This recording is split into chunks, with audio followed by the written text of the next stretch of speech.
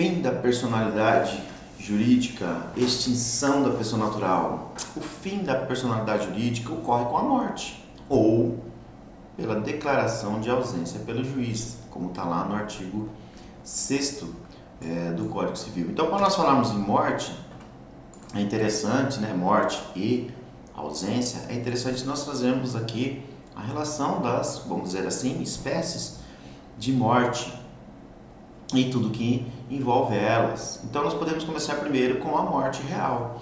Então a morte real é a morte propriamente dita. Ela ocorre com o diagnóstico da paralisação encefálica, ou seja, cessou as funções vitais. Aspas, o cérebro parou, né? Fecha aspas, é uma expressão coloquial, vamos assim dizer. Isso está lá no artigo 3º da Lei número 9.434 de 97, que dispõe sobre transplante de órgãos. Então, essa morte, a morte real, ela se constata através de um atestado de óbito, né, que é aquele documento médico que declara o término da vida de um indivíduo e apontando também as causas que ocasionaram essa morte, ou ainda pela justificação em caso de catástrofe e não encontro do corpo, e em outras situações que nós vamos ver como está no artigo 88 da Lei 6.015 de 73, que é a LRP, a Lei de Registros Públicos. Mas aqui nesse caso não seria a morte real, mas presumida, como nós vamos ver daqui a pouco, tá? Então, com a morte real e com a morte, né, vamos assim dizer, ocorrem surgem consequências jurídicas, como por exemplo a extinção do poder familiar, dissolução de vínculo matrimonial, abertura de sucessão com inventário, extinção de contratos personalíssimos, aqueles contratos que só aquela pessoa poderia cumprir, obrigação de pagar alimentos, entre outras tantas, que foram só alguns exemplos. Claro que algumas obrigações eventualmente podem ser transferidas para herdeiros e, claro, o espólio, dívidas, por exemplo, os credores podem vir cobrar do espólio, né? Se habilitar. Então, o atestado de óbito que é o documento que prova, que confirma a morte. Não confundam atestado de óbito com certidão de óbito. A certidão de óbito é um documento que é expedido pelo cartório de registro civil a partir de um atestado de óbito. Então, o cartório, ele registra, ele vai documentar aquilo que o atestado de óbito confirmou como verdadeiro. O atestado confirmou sendo verdadeira a morte, aí vem a certidão de óbito que vai trazer muito mais informações, vai constar hora, data de falecimento, se a pessoa era casada, deixa filhos, nome de pai, nome de mãe, quer dizer, tem muito mais informações, ela é bem mais completa e ela é feita por um cartório, ou atestado por um médico.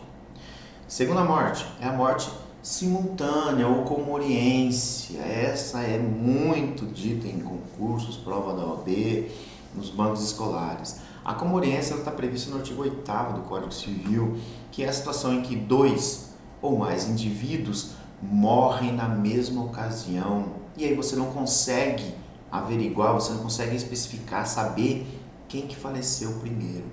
Isso acontece muito em acidentes de carro,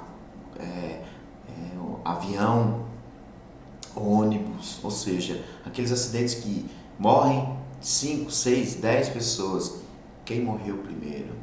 Não tem como saber. Então, caso ocorra a morte de várias pessoas juntas, e seria relevante saber quem teria falecido primeiro, ou seja, a ordem em que as mortes ocorreram, a lei vai entender, ela presume que todos faleceram juntas.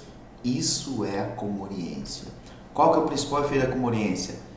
É pelo fato, se dá pelo fato de não ter havido tempo ou oportunidade para transferência de bens entre os comorientes. Porque se os comorientes que morreram eram todos parentes, vamos supor, num carro, estava viajando pai, filho, avô e um tio. Todos morrem nesse acidente, claro, uma tragédia, mas apenas para explicar, é hipotética, uma tragédia hipotética para explicar a comoriência. Como é que você vai saber a transferência, a ordem de transferência dos bens? Então aí você vai ter que abrir uma sucessão, levando-se em consideração que todos morreram ao mesmo tempo. Terceira morte seria a morte civil. Essa é uma morte que nós podemos dizer histórica, vamos assim dizer, tem muita relevância histórica. Ela existia desde o Império Romano e era muito aplicada quando escravos eram considerados mortos. Os escravos eram considerados mortos porque eles perdiam todos os direitos dele, principalmente a liberdade. Já na Idade Média, ocorria a morte civil para aqueles que eram condenados a penas perpétuas e para os que abraçavam também, acontecia isso, profissões religiosas, porque eles permaneciam recolhidos constantemente, isolados praticamente. Então a morte civil significa dizer que essas pessoas eram privadas dos seus direitos civis e consideradas mortas para o mundo, embora ainda vivas. Legalmente elas estavam falecidas, fisicamente elas estavam vivas. Por exemplo, há resquícios dessa morte civil na nossa legislação. Se vocês pegarem o artigo 1816 do Código Civil, ele diz: são pessoais os efeitos da exclusão. Os descendentes do herdeiro excluído sucedem como se ele morto fosse.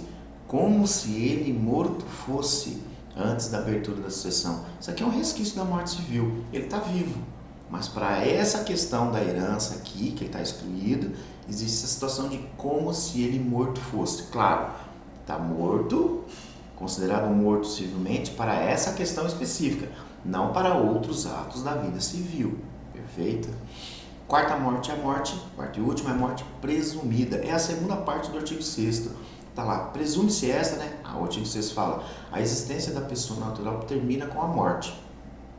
Presume-se esta, ou seja, presume a morte, quanto aos ausentes, nos casos em que a lei autoriza a abertura de sucessão definitiva. A morte presumida não é uma morte de fato, é uma morte declarada, diferente da morte real, a primeira morte que nós vimos, que é constatada por um médico. A morte presumida ela é declarada pelo juiz, na ausência de materialidade do fato da morte, ou seja, na ausência do cadáver. Então, de acordo com o artigo 7º do Código Civil, existem 2 casos de morte presumida sem a declaração de ausência. Primeiro, é o desaparecimento do corpo da pessoa, sendo extremamente provável a morte se ela estava em perigo de vida. Se essa pessoa ela estava em uma situação que era muito perigosa, tinha um perigo dela realmente perder a vida, algo extremo, algo constatado, aí você pode declarar, pode presumir que ela veio a falecer. Que situação é essa? Só analisando o caso concreto mesmo. Segundo caso de morte presumida sem a declaração de ausência, é o desaparecimento da pessoa envolvida em campanha militar ou foi feito prisioneiro, ou seja, a pessoa foi para a guerra ou foi prisioneira de guerra e não foi encontrada até 2 anos após o término da guerra. Foi para a guerra ou foi prisioneira, acabou a guerra, 2 anos após o término da guerra, não foi encontrada, aí é declarada a sua ausência, a sua morte presumida sem declaração de ausência. E aí vem a ausência. A ausência é outra hipótese de morte presumida.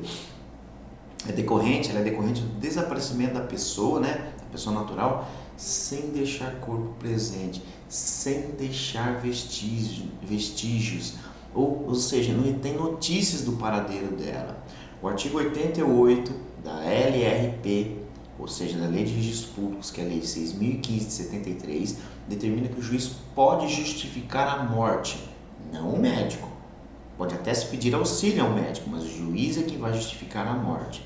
Porque o médico ele faz uma constatação científica, ele examina o corpo, ele faz um atestado de óbito, ele analisa, ele emite um laudo competente, com base em estudos práticos e técnicos do corpo. O juiz se apega a fatos para declarar a morte de maneira presumida. É uma presunção, ou seja, o juiz ele vai julgar segundo probabilidades, ele considera como provável.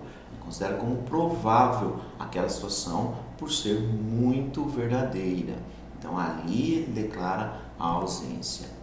Beleza, pessoal? Um abraço.